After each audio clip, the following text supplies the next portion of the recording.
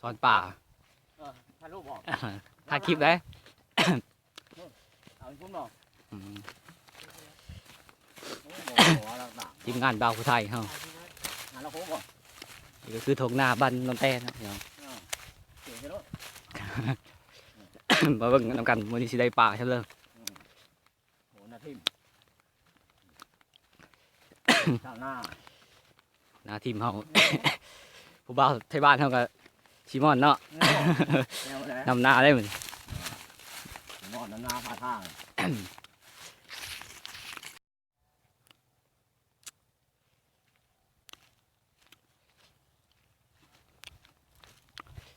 นี่กำลังย่างไป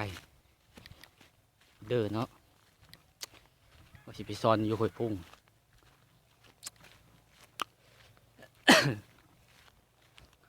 บ้านทางก็มีเท่านี้แหละพี่น้องหาอยู่หากินฮอดเด้อนึกกูเด้อเลยนะ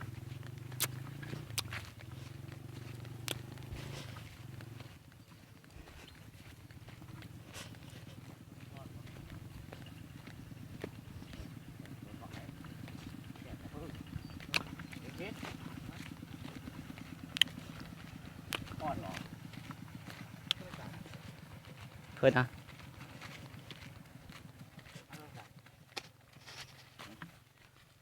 แม่พ่อน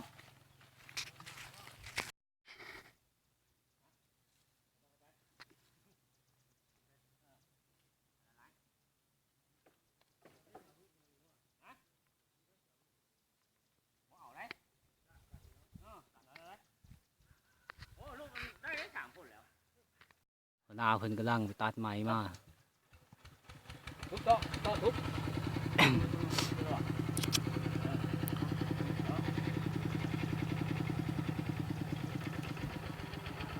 กำลังมันด่างเลยเนาะ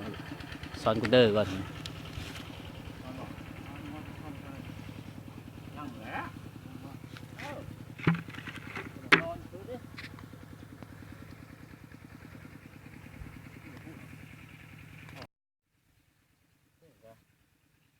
ตอนนู้นตอนนั่งเดียวนี่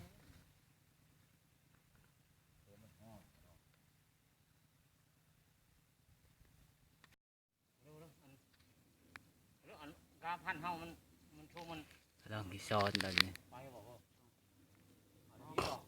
ที่ได้แต่ปลาขี้เหงื่อหลายขนาดเนาะ โอ้โหโมโมเนาะยังเลยยัง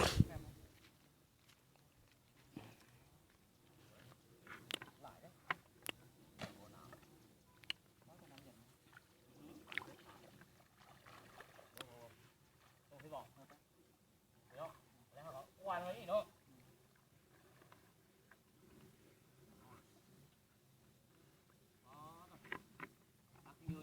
ปลาขี้เหงื่อเหรอพี่น้องเบิ่งเอาพี่น้องเอาบาดนี่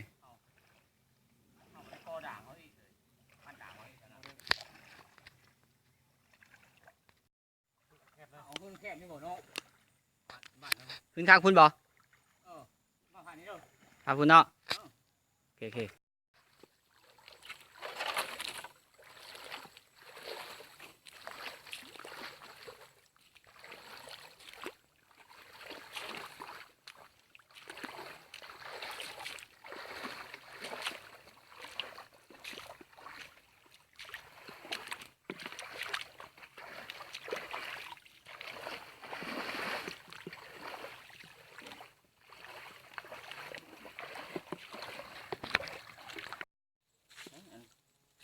ด่างปีนบ่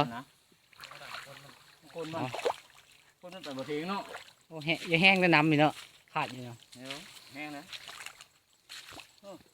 เอาอยู่ เอาอยู่บ่ เอาอยู่หัวละแค่ไหนนี่ตัว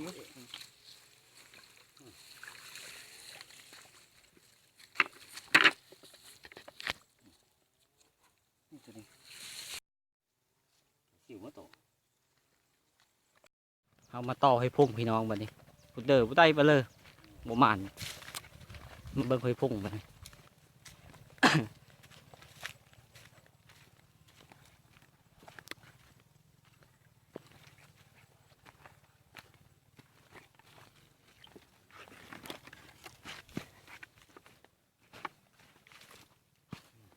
นี่เคยพุ่งนะพี่น้อง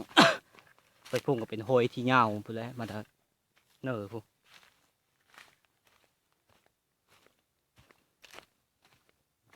เสียงเพื่อนนะนกบ่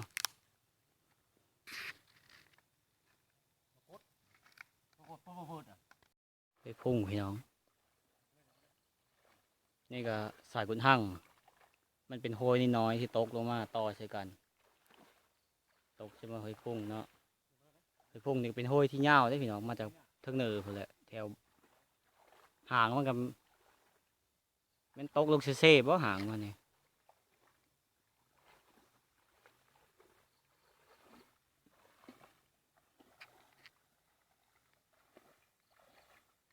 วิถีชีวิตบ้านเฮาไว้ได้พี่น้องเลยหาอยู่หากิน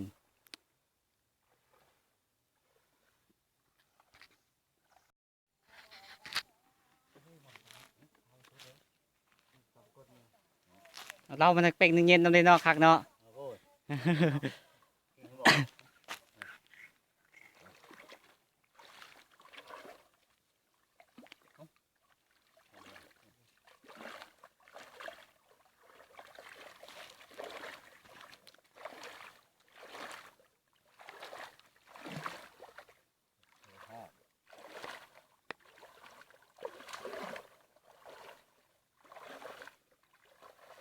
ตอนนี้มืดเลยพี่น้องเนาะกำลังมืด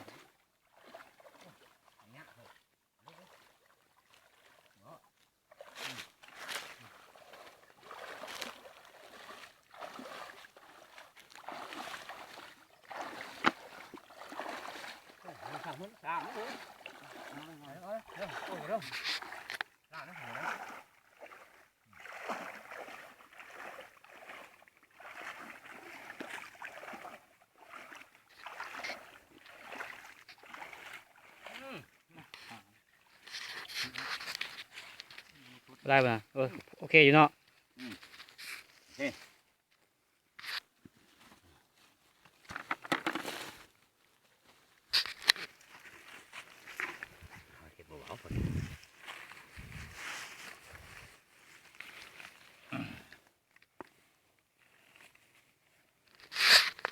ตัวกุ้ง